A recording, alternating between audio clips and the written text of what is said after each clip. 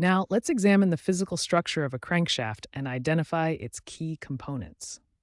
This complex piece of engineering contains several distinct parts, each serving a specific purpose in the engine's operation. The most distinctive features are the crank pins, also called throws. These circular sections are offset from the main center line of the shaft.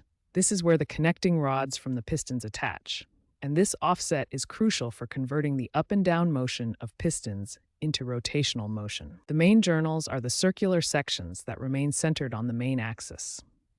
These rotate inside precision bearings within the engine block, providing smooth rotation and supporting the entire crankshaft assembly. The counterweights are heavy sections positioned opposite to the crank pins. These are essential for balancing the rotating assembly, reducing vibrations, and ensuring smooth engine operation. Without them, the engine would shake violently due to the unbalanced rotating masses. At the rear of the crankshaft, you'll find the flywheel connection. This is where the heavy flywheel attaches, which stores rotational energy and helps smooth out power delivery between combustion strokes. At the front of the crankshaft, there's typically a timing gear or pulley system with a keyway.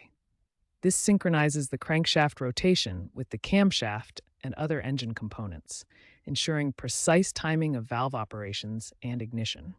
This complex geometry, with its offset crank pins, supporting main journals, balancing counterweights, and connection points, makes the crankshaft one of the most precisely engineered components in an internal combustion engine. Each element works together to convert linear piston motion into smooth rotational power. The crankshaft's primary function is to convert the up and down motion of pistons into smooth rotational motion. This conversion is the heart of how internal combustion engines work. The piston connects to the crankshaft through a connecting rod. This rod transfers the force from the piston's linear motion to the crankshaft's rotational motion. When the piston moves downward during the power stroke, it pushes on the connecting rod. This downward force is transferred through the rod to the crank throw, which is offset from the main crankshaft center line.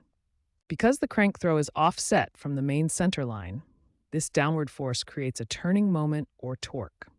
This torque causes the entire crankshaft to rotate around its main axis. As the crankshaft continues to rotate, it pulls the piston back up through the connecting rod.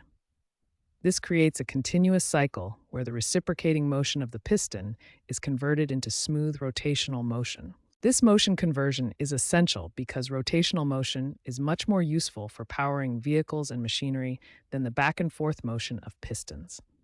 The crankshaft transforms the explosive power of combustion into the smooth rotation needed to turn wheels and drive equipment.